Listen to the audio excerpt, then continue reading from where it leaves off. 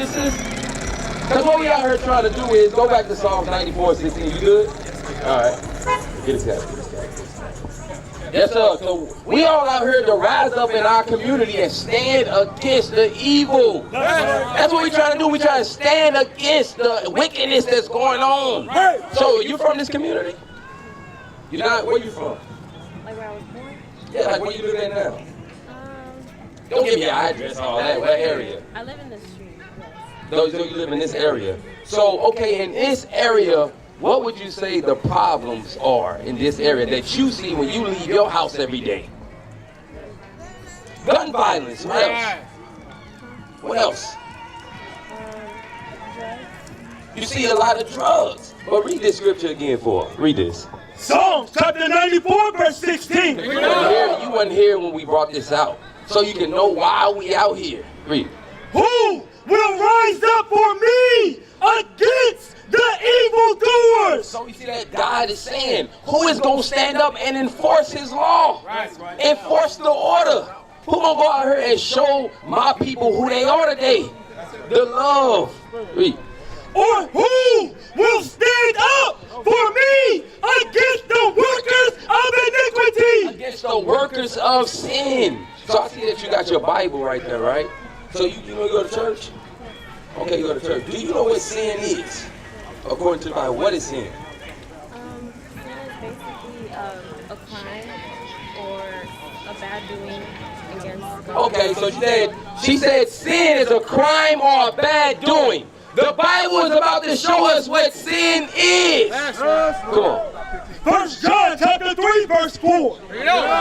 Whosoever committeth sin. Hold on, let her get it real quick.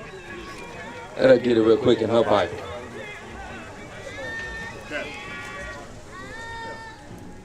You got it? You got it, sis? All right, let's go. 1 John chapter 3, verse 4. Whosoever committeth sin. So he said, whosoever is out here breaking God's commandments. Read. Transgresseth also the law. For sin is the transgression of the law. So sin is the breaking of what? The laws of God. That's what sin is. So people, today is the Lord's Sabbath day. We're not supposed to be buying, selling, cooking, nor working. But they out here celebrating the East End Day. What about celebrating Passover, the new moon? What about celebrating marriage? It's honorable. You understand? How old are you, sis? Huh? 18. You want to get married one day? Right, you want to get married. Got any kids? Anything? Got any kids? Dude, that's good. You don't have no kids, okay? You don't have no kids, right? But you want to get married one day. So Cap was bringing out, said, prove a friend. I'm going to ask you a question. In this neighborhood, do you see anybody of marriage material? Or husband? No, you would like your husband to be what? Somewhat successful? Well grounded in the scriptures? Do you know what a man of God is? Where you going at?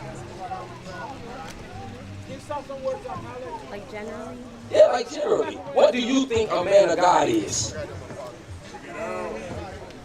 a man of God is a man that fears sin and he has a relationship with God. Okay, she said a man of God. She believes a man of God is someone that fears God and fears sin and has a relationship with Jesus.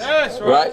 So we're going to go into that. All right, come on, let's go. Sirach chapter 37, verse 12. But be continually with a godly man. See that? The Bible said be continually with a godly man.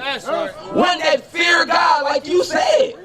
But we have to teach the fear of God in our communities. The reason we getting shot down in the street, the reason why they jumping from woman to woman, man to man, because we don't have no fear. It ain't nobody teaching fear. But guess what? The Israelites are back on earth today to teach the fear of God. That's why we're on the corner of 5th and Chestnut, to teach the fear of God and instill in our community. And hopefully when we leave, they change, because we will be back. Come on. But be continually with a godly man whom thou knowest. Who thou what? Whom thou knowest. Hold on, so it said this godly man, you got to know this man. You got to know him. Read. To keep the commandments. To keep the commandments of who?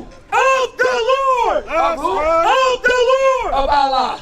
Of the Lord. Of white man Jesus. Of the Lord. Now, it said keep the commandments of the Lord, right?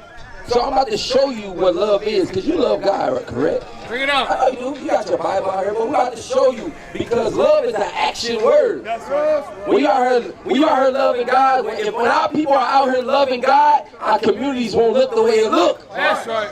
We won't treat each other the way we treat each other. Right. The older woman will be teaching the young woman, but she calling the police on the prophets. The older woman's supposed to be teaching you good things, teaching you how to cook. I mean, you're 18, you know. You got look, you know, they gotta cook. You gotta learn how to cook, you know. Fried chicken, the cornbread, not no pork chops.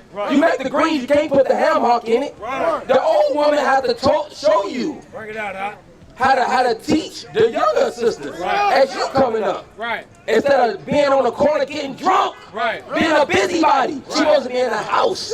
Come on. Because where did you come out when you heard this? Where you come out?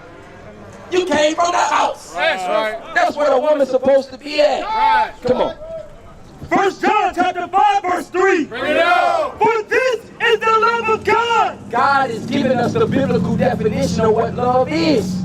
All we got to do is pick up the book and read. He said, this is, read.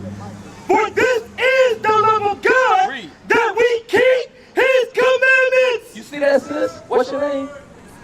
You said Priska? Okay, I'm Israel. Okay, so the commandments, look, it always going back full circle to the commandments of God. That's right. So love is the keeping of the commandments, right? And his commandments are not grievous. Why? His commandments are not burdensome to us Right. at all. It's good for us.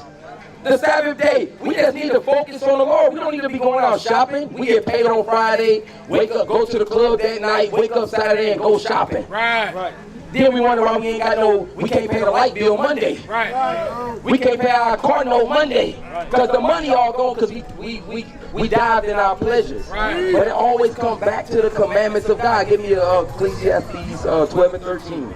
Then after that, we're going to get some laws. Bring it out. Just to show you, our whole duty is to fear God and keep the commandments of the Lord. That's what the Bible's about to say. Right. Come on.